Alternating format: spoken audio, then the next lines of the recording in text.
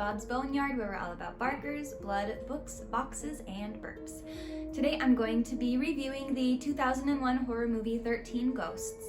This was directed by Steve Beck, and it also has one of my favorite actors in it, Matthew Lillard. The premise of this movie is that there's this family that moves into a house that has a bunch of ghosts trapped in it, basically. And it's a scary movie about them dealing with the ghosts, obviously. So the main horror element of the movie is that it's supernatural.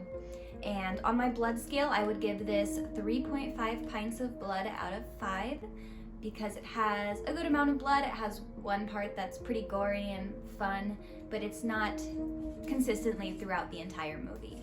So now I'm going to go into some of the details of the movie, so if you want to watch it first, if you haven't seen it, now would be a good time to stop the video. So at the beginning, they are at this car junkyard type thing, you know, where all the cars are stacked and getting smushed. One of those places. And there is a ghost there that the dude is trying to catch. He's the uncle of the family that ends up moving into his house. And Matthew Lillard's character is there helping him catch the ghosts. He's kind of a psychic and he can kind of like sense ghosts and when they're around, and he has this thing where when he touches people he can like see some of their past, but he's a ghost psychic. So Matthew Lillard's character and that uncle guy catch the ghost, and then the uncle dies. He doesn't actually die, but we'll deal with that later. So then his family, the nephew and his children, he sends them this lawyer and his will, and it's like, oh, here, you have my house now. Have fun with it. And they're like, oh, cool, great, it's this big, huge, awesome house. It's already paid for. There's no like taxes on it for some whatever reason. And they get there, and Matthew Lillard is there pretending to be the electrician, and he's checking out the basement to look at all the ghosts. And finally he tells these guys, yo, there's a bunch of ghosts in your basement. You shouldn't live here. You should leave. And they're like, whatever, I don't believe in ghosts. And eventually the house, it's made of glass, and it kind of, the walls move and it traps them in certain areas, and then it causes the ghosts to be trapped in certain areas. The lawyer that was there, he goes downstairs into the basement, and he knows that the ghosts are there. They have these special glasses that they put on, and it helps them see the ghosts. When you take them off, you can't see them. So he's wearing the glasses, and he's kind of taunting the ghosts because they're in these cages.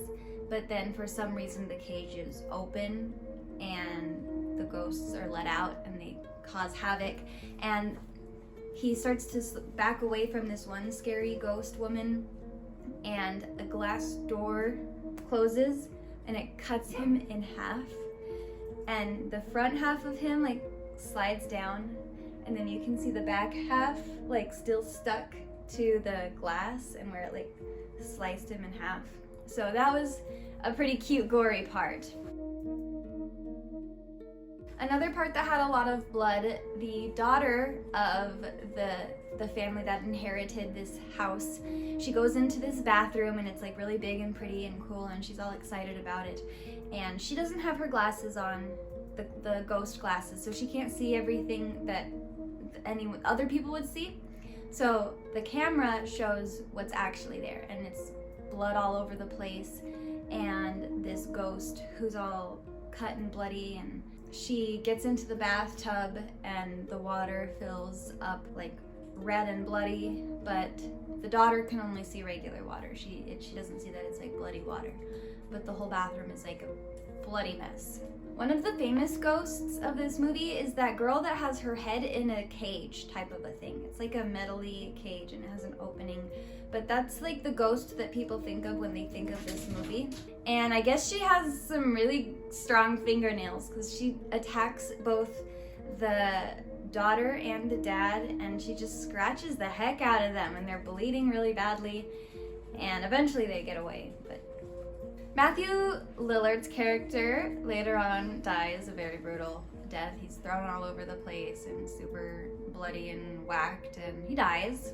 And then later, there's this woman that comes in. So this plot is kind of all over the place. So you'll have to watch it to understand everything that I'm saying. But this woman comes, and her death is she gets closed in on a room, and it shows her head like squish and smash. So she's like a watermelon. So then it goes to the end, and the uncle appears, and he's like, oh, I'm actually alive. I just needed to lure you guys here because I needed to murder you, because I needed you to be my 13th ghost to make this contraption work. And the dad's like, oh, that sucks. But the ghosts, they end up coming for the uncle, and they throw him into this thing that cuts him up into a bunch of pieces. And that's that. It was a confusing movie, honestly. So that's what I have for you guys. Overall, it had really fun, bloody moments. I loved watching that guy get sliced in half and seeing the uncle get thrown into that contraption where he gets cut up into pieces. And I loved Matthew Lillard, obviously. The plot had a lot of different things to it, so I didn't catch everything. So I'm sorry that this review isn't the best, and I'm sure the plot is still very confusing to you guys if you haven't seen it, but you get the gist of it. There's 13 ghosts, and they're scary ghosts, and blood happens. As always, if you enjoyed this video, please give it a thumbs up, subscribe, and hit the notification bell. Leave me a comment and let me know what you think about this movie, and if you have any other horror movies you'd like me to review, and I'll see you next time. 13.